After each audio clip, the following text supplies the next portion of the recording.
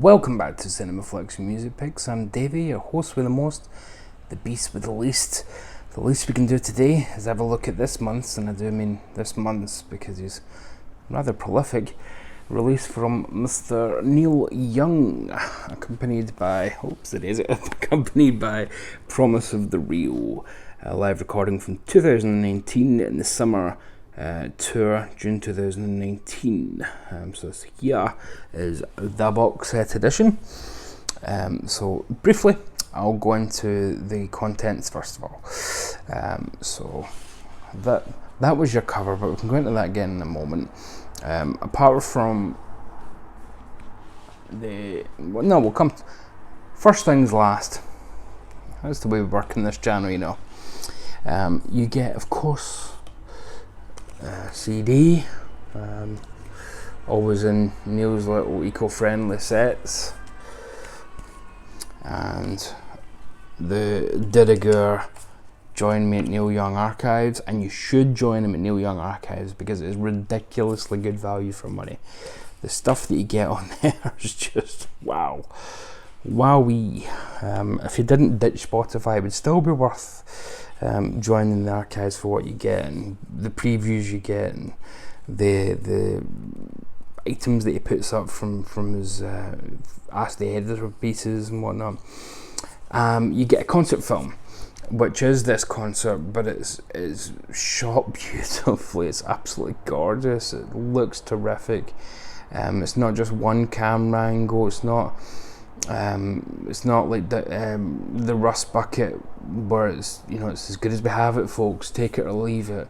This is intentionally filmed and it looks sensational.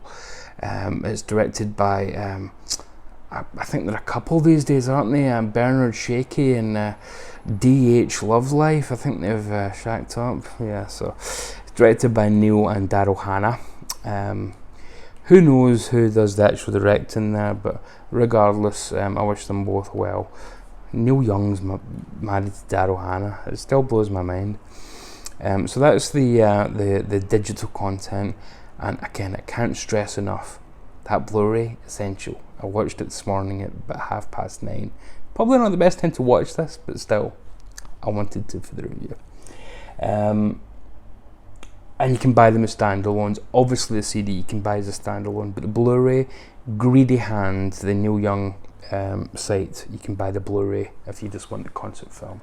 But for the purposes of this review, because it's nice and large artwork, we'll use the LP's reference because it's nice and large, and you can see it much better there. So, Noise and Flowers, Promise of the Real with Neil Young. This cover is from 2015 Bridge Benefit show. It was taken by what's his name? Jay Blakeberg, I want to say, a long-time Neil photographer. And Neil saw there was a kind of row of flowers at the front of the stage, in pots, and he just leaned over and picked one up, and as you can see there, pondered on it, but with an odd look in his face, and Jay just absolutely loved the picture. It's a kind of Rorschach test. It can mean whatever you want it to. So it's probably not picking up terribly well, but the flower's still yellow, even though everything else is black and white. And Noise and Flowers, doesn't that just sum up Neil's whole career? The beautiful and the boisterous at the same time. But yeah, I love that cover. Some people have said, "Oh, look at his expression; it looks horrible." And you think, he's an old man. Take a look at his life. He's a lot like you. And then you get the gatefold, which, again, absolutely gorgeous. Like you can see there's some more, like the flowers coming out the neck. That would have been a lovely cover too, actually, to be honest, if they didn't want Neil on the cover.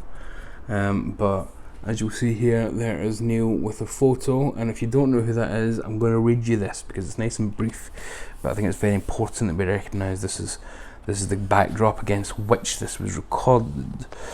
In 2019, just 2 weeks after the passing of my lifelong friend Elliot, my manager for over 50 years, Promise of the Real and I made a wondrous tour through Europe, playing in his memory, one of the most special tours ever. We hit the road and took his great spirit with us into every song. This music belongs to no one. It's in the air. Every note was played for music's great friend, Elliot. And as you can see there, Elliot was literally present at each show. Backstage, Neil had a big picture of Elliot put up. As everyone walked off stage, they would see Elliot looking over them. So it's a profound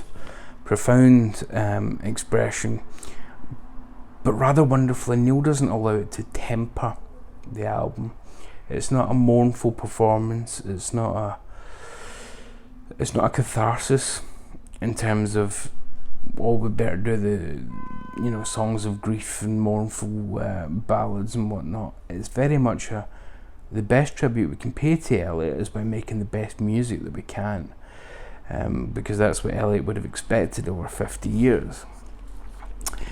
So let's come to the music. So first of all, should you be wondering, it's on black vinyl and it's in polyline sleeves, which thank you very much, always appreciated, because the price of those is going up. Well, price of everything's going up these days. Whew. It's almost like there's a global cost of living crisis. Promise of the Real, if you aren't aware, you probably will be if you're watching this, have been Neil's on and off again backing band, mostly on again, certainly for live shows, and for the last 7-8 years. And it's Lucas Nelson's band, so Lucas Nelson, Willie's son, along with his brother Mika. So you've got Lucas Nelson on guitars and vocals, Mika on keyboards, guitars and vocals, more rhythm guitar, Anthony Loggerfo on drums, Corey McCormick on bass and vocals, and Tato Melger on percussion. And it's produced, as always, by the Volume Dealers, so Neil himself and Nico Bolas. So there you go, as your credits. Wowee, folks, wowee. I think I gush over these sets quite often, but there is a reason why he's considered an absolute icon, because it's pretty damn good. Going through these won't take too long, promise. Promise of the Real, but I think I owe it to you to just say a few words about each.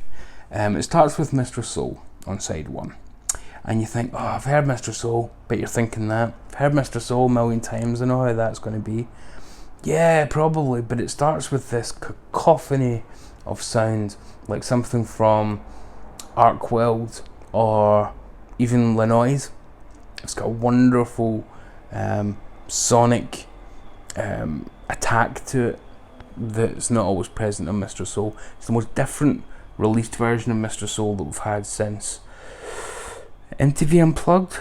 So we can kind of put MTV Unplugged and something like the trans version, with the vocoder and things. We can put it with those versions of Mr. Soul as being a very different version again, which I love. I love reinvention.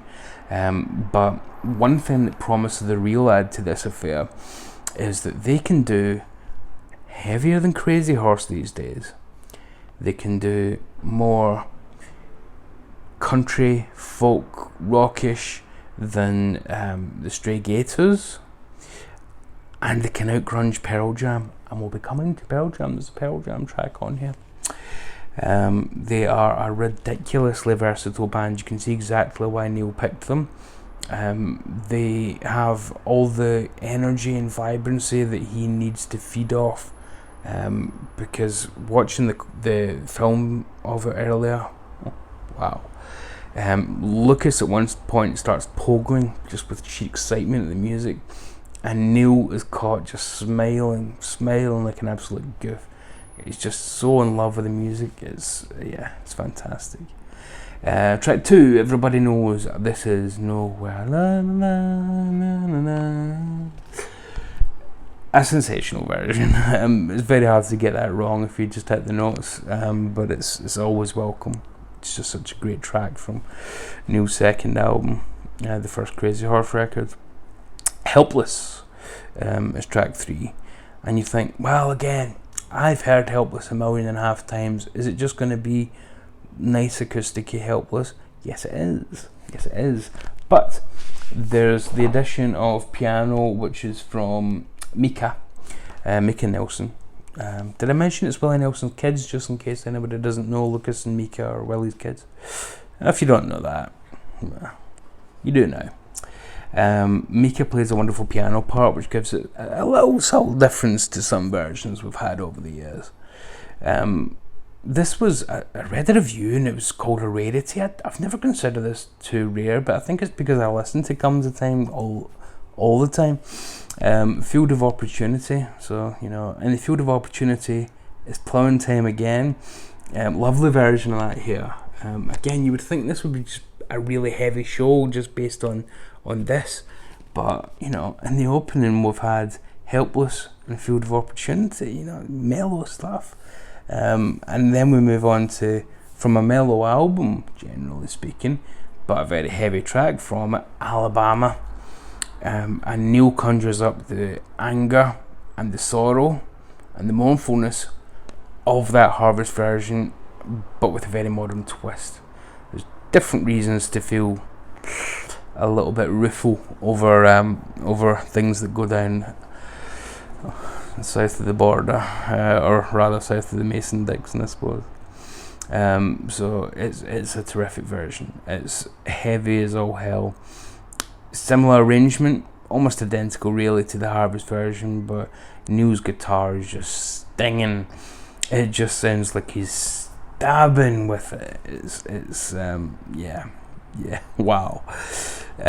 Side 2 starts with Throw Your Hatred Down. Now, I mentioned we would come to Pearl Jam tracks, so Throw Your Hatred Down is a bit of a rarity because that's from Mirrorball, the 1995 Neil and Pearl Jam album. And again, Promise of the Real just show how versatile they are. They out-grunge Pearl Jam, no problem here. So they can go from this country rock stuff straight into grunge and not miss a beat. It's a wonderful version, and I'm not putting Pearl Jam down here at all. I'm a Pearl Jam fan, and I'm really looking forward to the Live in Dublin set that we've been promised. We're going to be so poor in the next few years with all Neil Young's releases. I'm a loving for it. So yeah, it's a terrifically heavy version. It's so grungy. It's punky as well. I think that's where Lucas starts pogoing, if I remember right. And that's quite long as well, because side 2 is just that, and then Rockin' in the Free World. And again, you might think to yourself, Rockin' in the Free World, there's only 2 versions of that. There's the acoustic version of Freedom, and there's the heavy version of Freedom. That's the only 2 you can possibly have. And you're kind of right, because it's such a standard, isn't it? That it's just been kind of done. It's been done, but. I really need to single out Corey McCormick on bass for the Promise of the Real. He adds a bass line to it that is insane. It propels it. Normally that track, when it's electric, is propelled just by the riff, the dun dun dun dun dun dun dun dun dun dun dun. But Corey's bass underpinning that, it's really heavy in the mix, and that just adds it something. It just turns it up a little bit. And I should add, overall, and this is very much a creative decision from Neil and Nico, there's a lot of reverb added, there's a bit of echo. You can almost hear the room, it feels cavernous, but it adds to the intensity of tracks like that. It adds to the beauty of tracks like Helpless, but adds to the intensity of tracks like Rockin' in the Free World. So I love a bit of reverb at the best of times, but to add that and some echo, just oof. So again, only 2 tracks on side 2 because they're quite lengthy workouts. Side 3, we go mellow again for the first couple. Comes the Time from Come the Time. Always Welcome. I love that track. From Hank to Hendrix. I could... Blasphemy, I could do without it. I do have a lot of versions of From Hank to Hendrix, as we all do. If you have all all of the archive material, and you have access to the NYA. There's nothing here that you haven't pretty much heard already on a version of From Hack to Hendrix, but it is nice to break it up because it's followed by a real rarity, On the Beach, the title track from On the Beach, which I believe this was only the 5th time he'd ever played it, and it's a wonderful version. And because that hasn't been done, you don't feel like, well, this is a bit different. It just feels like, whoa, this feels vibrant and fresh. And that's such a dark song. It's bleak, the world is turning, I hope it don't turn away. Yeah, On the Beach is my favourite Neil Young record, and that's one of the major reasons, along with Ambulance Blues and Walk On and Revolution Blues. Yeah, terrific version of a real rarity that I'm so glad came out. Are you ready for the country? Well, I hope you are, because that's up next. Are you ready for the country? Shout out to my good buddy Tyler. We did a video recently on Harvest versus Harvest Moon, which I think Tyler's had technical difficulties posting, and we might need to re-record. And I won't spoil where we landed on it. We did differ though, I will tell you that. But Tyler doesn't care as much for Are You Ready for the Country. I'm not saying he dislikes it, that's not fair.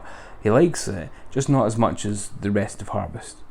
Whereas I love Are You Ready for the Country. It's got that wonderful, almost scuzzy Exile and Main Street quality to it, where it sounds like they've just hit record in the middle of a boozy session, or probably something else session, given the time period.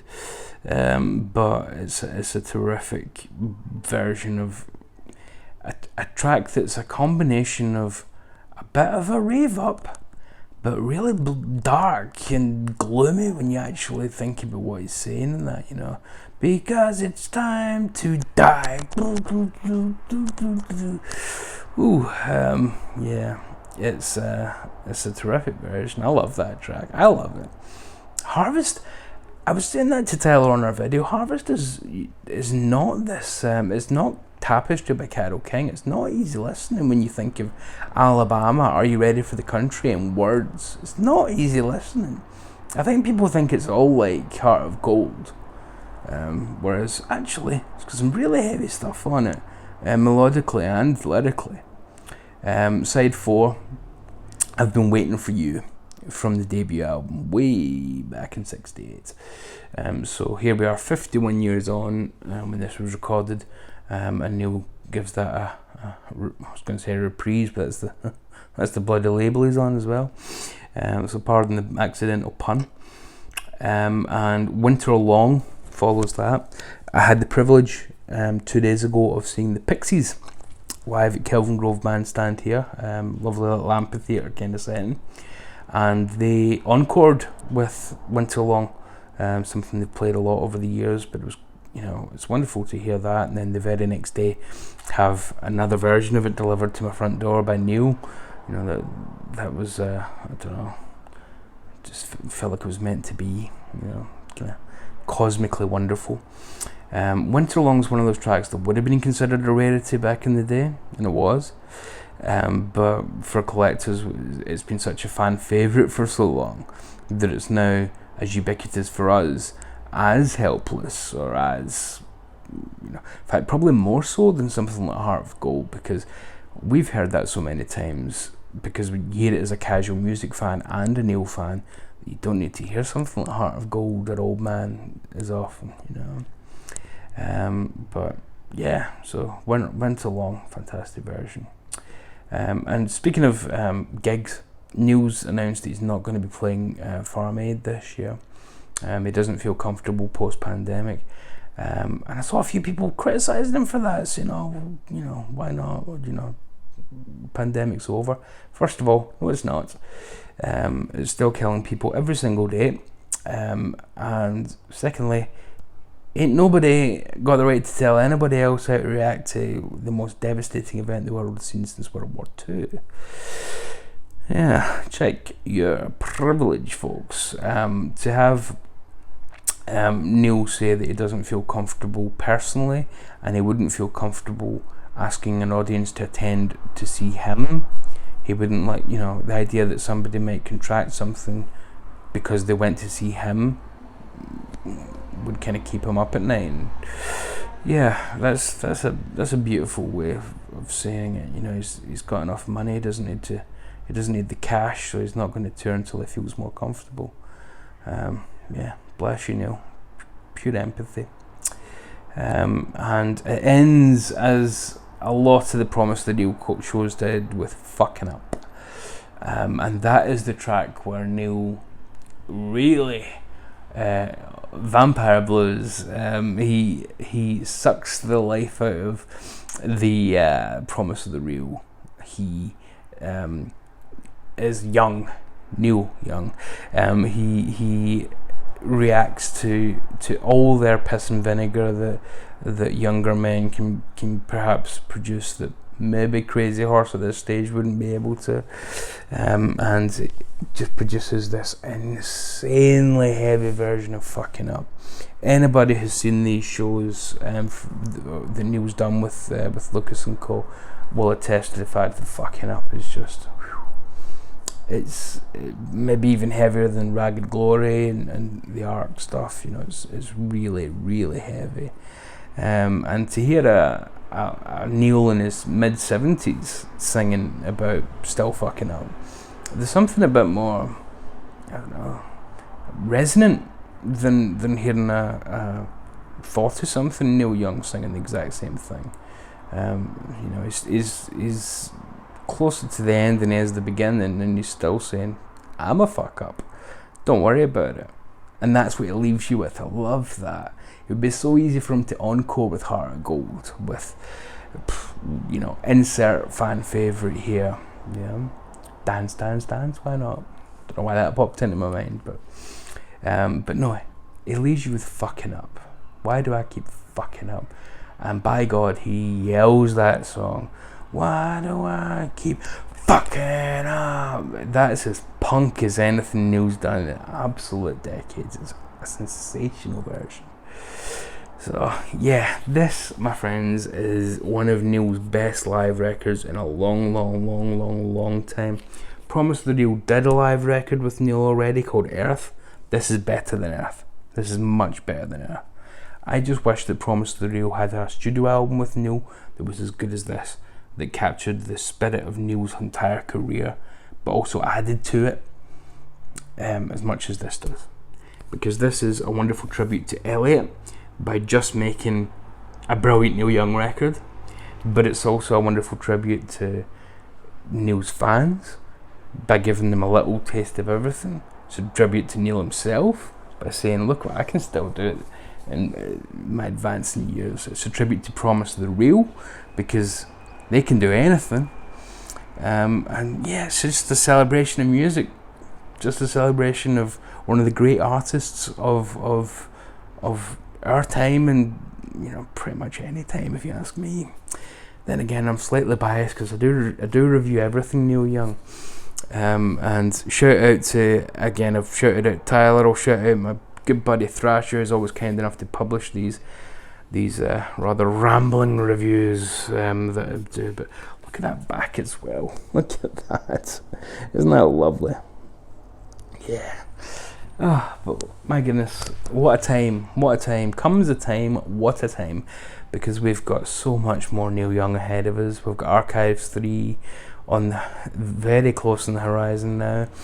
And we've got, again, Pearl Jam in Dublin. We've got the expanded Ragged Glory. There's all sorts coming down the line. We've got more bootleg series releases.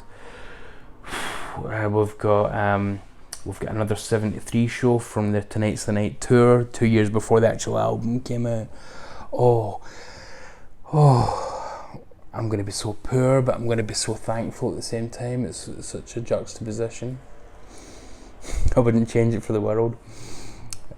But hey, Neil, you keep putting them out. I'll keep robbing pensioners to pay for them. Don't worry. Folks, I'll leave you with that because we've hit 25 minutes and I don't want to take up half an hour of your time today.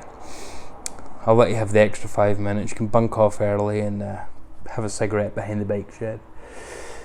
Stay very safe out there. If you don't feel comfortable going to Farm Aid or any show, don't feel pressurised. You just do things at your own pace and with all the love and mercy in the world.